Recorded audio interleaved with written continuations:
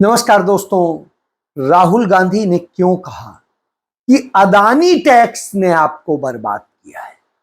राहुल गांधी ने क्यों कहा कि अपने जम्मू कश्मीर का सेब देश नहीं खा रहा है, उसे अमेरिका का सेब खिलाया जा रहा है, उसे चाइना का सेब खिलाया जा रहा है? राहुल गांधी ने क्यों कहा कि आज हिमाचल, जम्मू कश्मीर, सोपोर, इनका सेब कहीं और जा रहा है और उसमें ब्रांडिंग किसी और की हो रही है? उस सेब में स्टिकर लगता है अडानी से। तो ये क्यों हो रहा है? उधर नरेंद्र मोदी झूठ बोलने की फैक्ट्री बन चुके हैं, कुछ भी बोलेंगे और उनके नेता बलात्कारियों को संरक्षण देंगे, वो संरक्षण देंगे किसानों के हत्यारों को, और वो किसानों को ही बता देंगे कि ये किसान नहीं, गद्दार हैं। जी हां, यही हो रहा है। राहुल गांधी आज जम्मू कश्मीर में थे तो नरेंद्र मोदी आज हरियाणा में थे। नरेंद्र मोदी हरियाणा में कहते हैं कांग्रेस ने किसानों का बेड़ा गर्क कर दिया, कांग्रेस ने किसानों को एमएसपी नहीं दिया, हमने एमएसपी दिया है, हमने जाने क्या क्या बताते हैं कि हमने किसानों को ये कर दिया, किसानों को वो कर दिया। फिर बताते हैं कि कांग्रेस आरक्षण विरोधी है, बाबा साहब भीमराव अंबेडकर यदि ना होते तो आरक्षण नहीं होता, और न जाने क्या क्या बता देते हैं। चलिए, उधर राहुल गांधी बताते हैं कि कैसे नरेंद्र मोदी ने आपका रोजगार छीना है, कैसे आपका व्यापार छीना है, कैसे आपकी नौकरियां छीनी हैं, कैसे आपके उद्योग छीने हैं, कैसे आपकी बागवानी पर कब्जा किया है और कैसे आपकी किसानी और बिजली पर भी कब्जा किया है। जहां भी देखो वहां आपको अदानी दिखेगा। आज पूरी की पूरी सेब की इंडस्ट्री अदानी के हाथ में, हिमाचल का सेब अदानी के हाथ में, जम्मू कश्मीर का सेब अदानी के हाथ में। एयरपोर्ट में जाते अदानी टैक्स, पोर्ट में जाओगे अदानी टैक्स, सड़क पे चलोगे अदानी टैक्स, अनाज में अदानी टैक्स, सेना हथियार का प्रयोग करेगी अदानी टैक्स, कारतूस अदानी टैक्स। ये कब तक चलेगा? ये सारी बातों के बीच में अब यह कर लेते हैं कि कौन सही बोल रहा है, कौन गलत बोल रहा है। बात शुरू करता हूं सीधे नरेंद्र मोदी से। नरेंद्र मोदी कहते हैं कि किसानों के लिए इतना कुछ कर दिया है।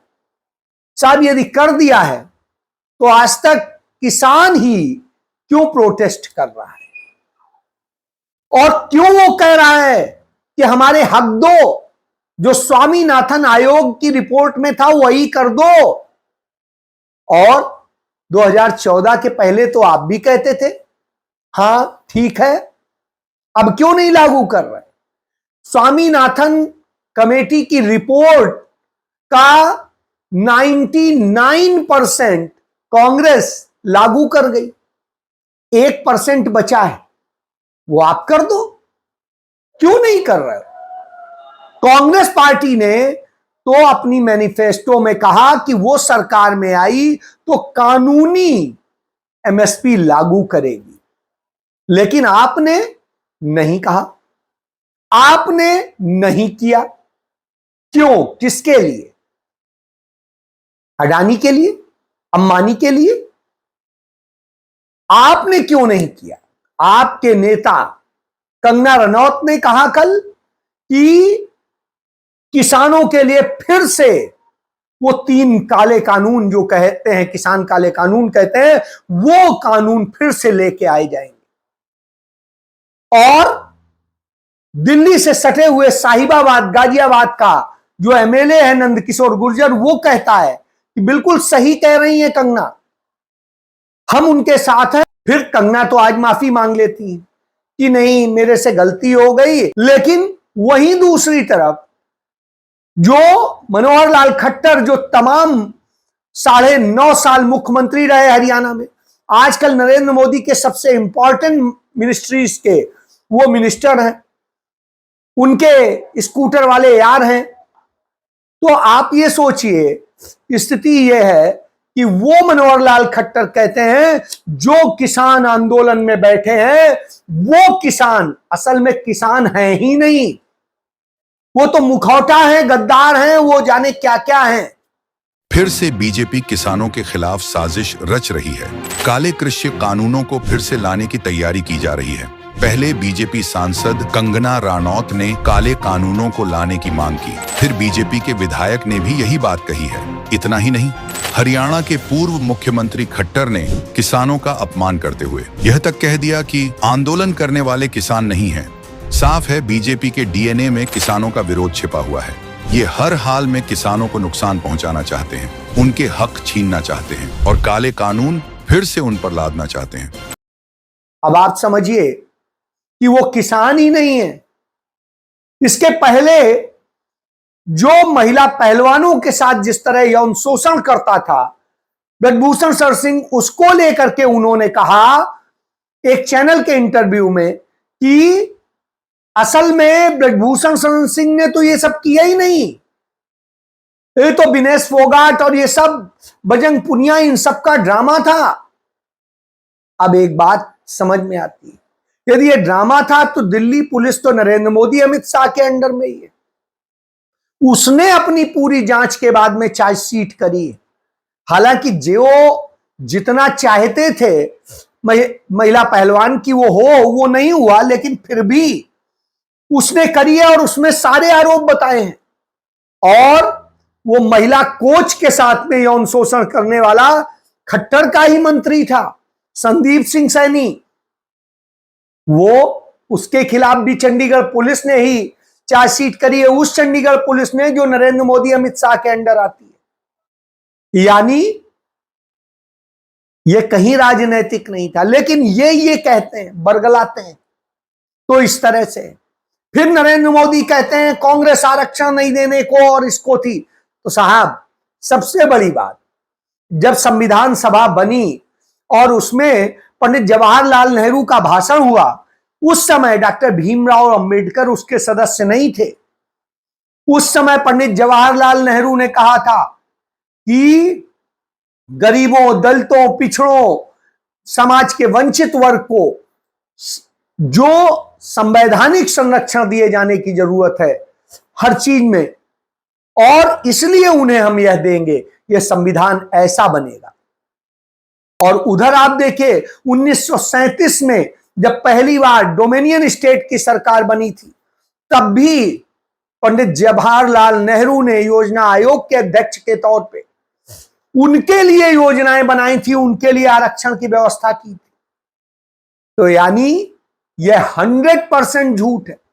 डॉक्टर भीमराव अंबेडकर ने जब प्रारूप समिति के तौर पे एक प्रारूप तैयार किया संविधान का, और उसमें जो प्रोविजन था, यदि पंडित जवाहरलाल नेहरू प्रधानमंत्री थे, जो कैबिनेट होती है वो प्रधानमंत्री के अंडर में होती है, वही पास करती है। यदि उसने पास न किया होता तो क्या संविधान में यह आरक्षण लागू हो पाता? चाहे जितना भीमराव अंबेडकर लिख लेते, कुछ नहीं होता। यह तभी हो सकता था जब पंडित नेहरू चाहते, और पंडित नेहरू चाहते थे इसीलिए हुआ। यानी वह भी झूठ बोल रहे हैं। तो तथ्यात्मक सब झूठ है। जैसे झूठ बताते हैं सरदार वल्लभ भाई पटेल और पंडित जवाहरलाल नेहरू के बारे में कि उनको पीएम बनना था, उनको पीएम चुना गया था। कभी भी पीएम पद के लिए चुनाव नहीं हुआ, और जब संविधान बन के चुनाव हुआ उस समय तक सरदार वल्लभ भाई पटेल इस दुनिया से जा चुके थे। यानी कोरा झूठ बोला जाता है, 100% बोला जाता है झूठ। तो यह एक बड़ा सत्य है। चलिए, ये तो हुई एक बात। अब आता हूं कि राहुल गांधी ने जो कहा। राहुल गांधी ने कहा सच्चाई यह है कि जम्मू कश्मीर के सेब के धंधे में अडानी ने कब्जा कर लिया है। हिमाचल के सेब के धंधे में अडानी ने कब्जा कर लिया है। वहां जिस तरीके से उन्होंने पैसे का इस्तेमाल किया है और वहां बर्बाद करने का खेल किया है, वह स्थिति है। हालांकि हिमाचल सरकार ने बहुत कुछ कंट्रोल किया और बागवानों को उसका कुछ लाभ मिला है, लेकिन जितना मिल सकता है उतना नहीं मिला, क्योंकि केंद्र में सरकार नहीं। इसी तरीके से जम्मू कश्मीर में उन्होंने किया। तमाम सेब के किसान बताएंगे, आप खबरों को सर्च कर लेंगे तो आएगा कि बॉर्डर पर सेब बागवानों के सेब के ट्रक रोक लिए जाते हैं, हफ्ते हफ्ते भर खड़े रहते हैं और नतीजतन सेब सड़ जाता है ट्रकों में, और जब सड़ जाता है तो फिर बागवान बर्बाद हो जाता है। इसलिए मजबूर होता है वो अडानी को बेचने के लिए। यह किया है नरेंद्र मोदी की सरकार ने। यह काम हिमाचल में भी कर रहे थे, लेकिन कांग्रेस की सरकार आने से वह रुक गया। लेकिन देश में ना होने के कारण कुछ चीजें हो जाती हैं। इसके अलावा जो दूसरी बात राहुल गांधी ने इसीलिए कही कि जब ये सेब के लिए मार्केट सही बनेगी और ये सेब अमेरिका में, जापान में, चीन में, दूसरे और देशों में निर्यात होंगे तो बागवानों को भी लाभ मिलेगा, यहां के लोगों को भी रोजगार मिलेगा। और मैं चाहता हूं कि ये सिर्फ हमारे देश में नहीं मगर ये पूरी दुनिया में पहुंचे। आजकल अमेरिकन सेब हमारे देश में खाया जाता है। मैं चाहता हूं कि ये सेब अमेरिका में खाया जाए। जब भी सेब खाया जाए लोग कहें कि हां भैया ये सोपोर का सेब जम्मू कश्मीर से आया है। तो रोजगार की जो समस्या है, बेरोजगारी की समस्या जो है, जो हरियाणा सबसे ज्यादा बेरोजगारी वाला राज्य है, वो भी बचेगा और इधर जम्मू कश्मीर जो सेकेंड नंबर पे सबसे बेरोजगारी वाला है वो भी बचेगा। दूसरी, अमन चैन आएगी। तीसरा, राहुल गांधी ने इसी बात को लेकर कहा कि कैसे स्टेटहुड की जरूरत है, क्योंकि जब तक स्टेटहुड नहीं होगा वो लाभ नहीं दिए जा सकेंगे जो लाभ दिए जाने चाहिए। यानी वह भी चीजें सामने है, बिल्कुल सही कहा। इसके बाद में अडानी अंबानी ने कैसे कब्जा किया है यह बताने की आवश्यकता नहीं है, इसको आप ये देखिए। ये मेक इन इंडिया बात करते रहते हैं, डिफेंस इंडस्ट्री की बात करते हैं। सारे के सारे कॉन्ट्रैक्ट्स अदानी जैसे लोगों को जा रहे हैं। बाहर इजराइल की कंपनी हथियार बनाती है, लेबल अदानी का लग जाता है। इजराइल की कंपनी ड्रोन बनाती है, लेबल अदानी का लग जाता है और कहते मेक इन इंडिया हो गया। कैसे मेक इन इंडिया हो गया? इजरायली हथियार है, मेक बाय अदानी हो गया है, मेड इन इंडिया नहीं हुआ है। और यही हालत पूरे देश में। देश में कहीं भी देख लिए एयरपोर्ट, जितने इंटरनेशनल एयरपोर्ट हैं आज अडानी के कब्जे में आ गए हैं। और देश के बाहर भी नरेंद्र मोदी किस तरीके से उनकी डील कराने के लिए जाते हैं यह भी अब किसी से छिपा नहीं रह गया है। स्क्रोल ने इसकी पूरी विस्तार से पड़ताल करके रिपोर्ट छाप दी है और वो भारत की है, ये हिंडनबर्ग नहीं है। हिंडनबर्ग को ये कह के करते हैं, हिंडनबर्ग ने इनका पूरे काले कारनामे खोल दिए। बावजूद इसके हालत यह है कि उस पर काम नहीं होता है। हिंडनबर्ग की रिपोर्ट में इनके सारे काले कारनामे सामने आ चुके हैं। जब उसमें सारी बातें पता आई, कैसे काला धन लगा है, कैसे नरेंद्र मोदी ने इन्हें बेनिफिट दिया है, क्या क्या किया है, यह समझने की जरूरत है। ये आक्रमण जो जम्मू कश्मीर में स्मॉल और मीडियम बिजनेसेस पे हुआ है, यह बाकी देश में भी हुआ है। पूरी सरकार अदानी अंबानी जैसे अरबपतियों के लिए चलती है।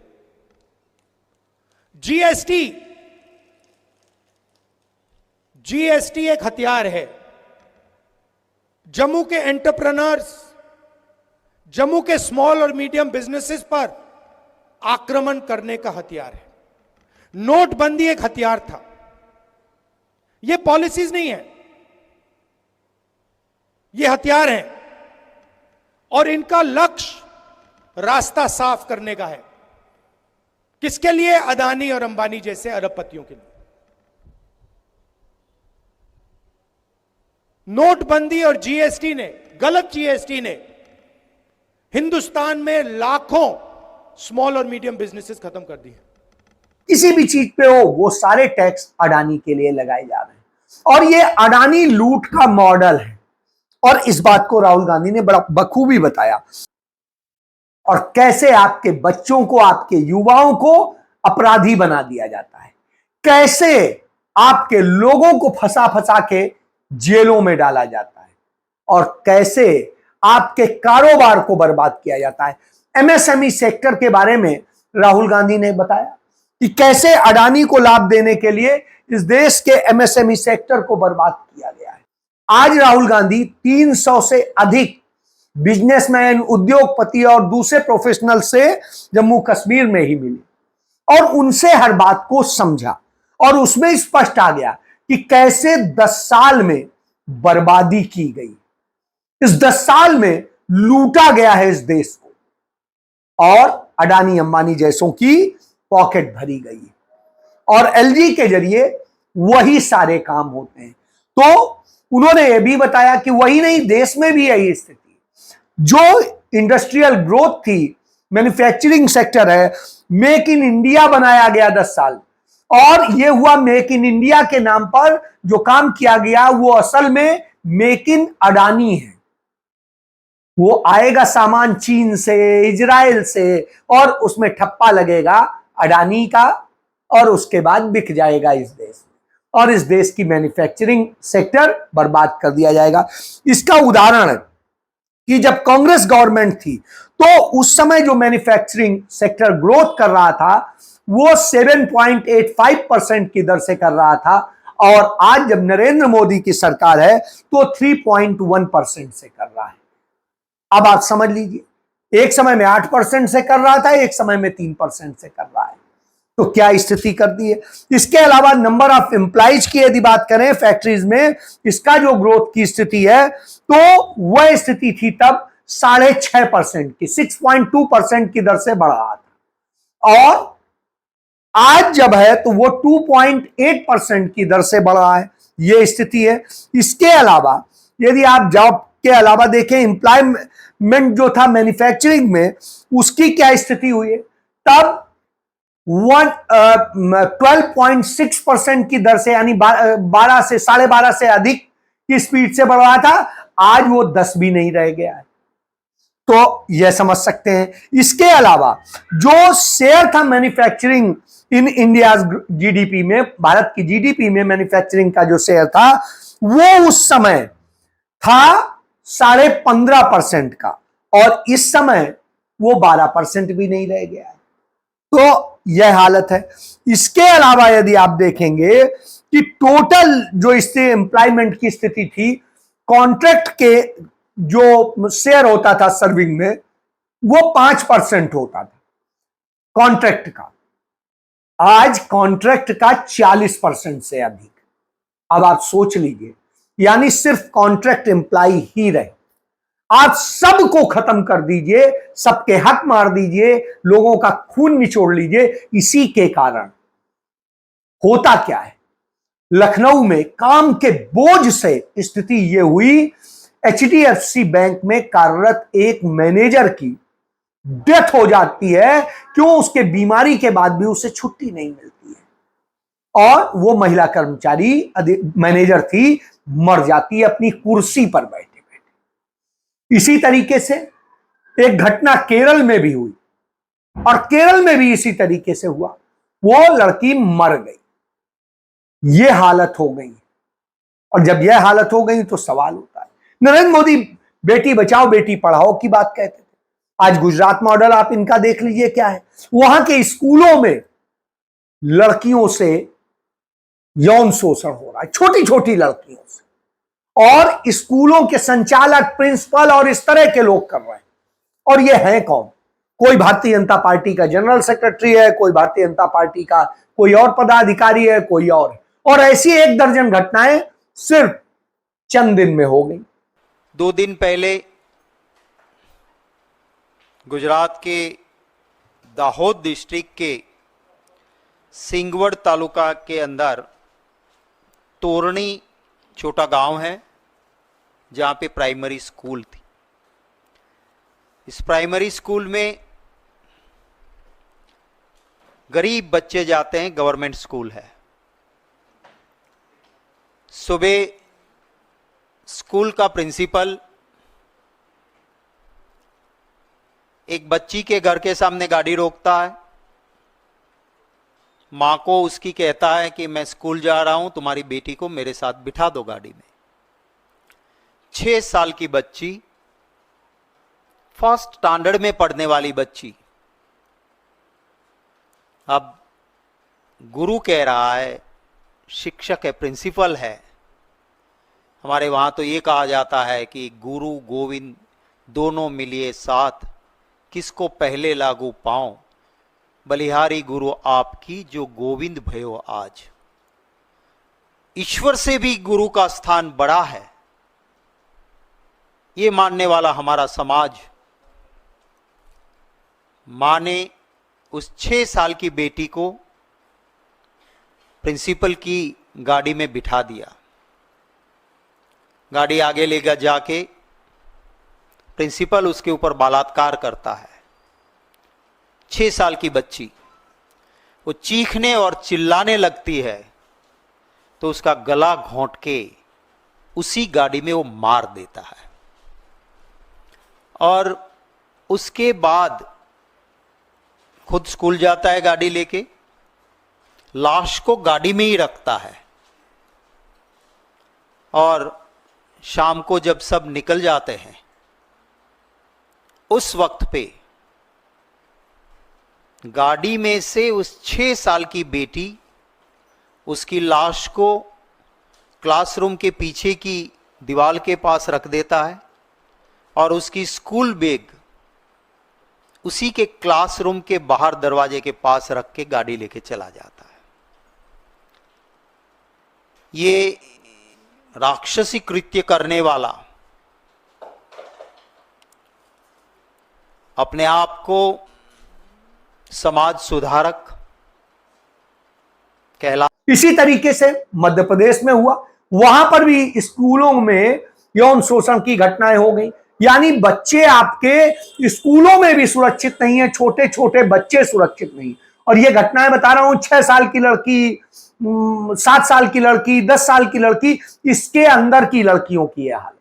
आपने देखा बदलापुर में भाजपा के नेता का स्कूल था और वहां पर किस तरह से उससे यौन शोषण हुआ और पकड़ा गया छोटे छोटे लोग, और एक जो उसका किंगपिन था, जो इसको सारी जानकारी थी, उसको इनकाउंटर में मार दिया। आज हाईकोर्ट कह रहा है कि वो फर्जी इनकाउंटर। आप समझ सकते हैं। इसी तरीके से और भी तमाम खेल हो रहे हैं। तो ये खेल है भारतीय जनता पार्टी। रेप करो, गैंग रेप करो और सारी चीजें करो, लूट लो और सब अडानी की पॉकेट भर दो। यह है भारतीय जनता पार्टी का, नरेंद्र मोदी का मॉडल है। और फिर इसको छिपाने के लिए झूठ बोलो, बार बार बोलो, गलत बोलो, ये नरेंद्र मोदी करते हैं। इसीलिए इस देश की जनता अब उन पर यकीन नहीं करती है और राहुल गांधी पे इसी कारण यकीन करती है। जय